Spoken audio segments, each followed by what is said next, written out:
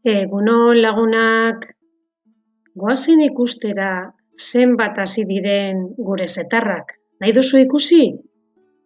Hala ba, goazen ikustera.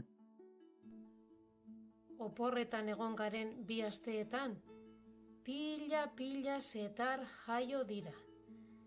Begiratu zenbat setar jaio diren.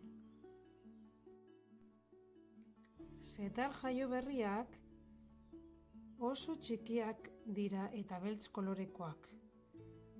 Gero pizkanaka hasten joaten dira eta kolore aldatzen dute, burua zuria eta gorputza marroia.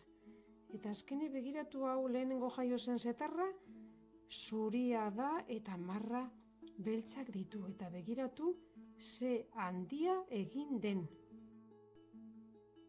Setarrek gauta egun hostoa jaten dituzte, morera hostoak.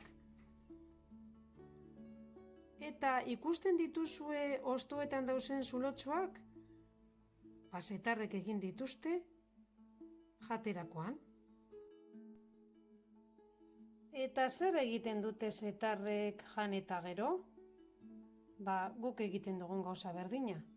Ikusten dituzue puntito beltz guzti hauek? Hauek setarrek egindako kakatxoak dira.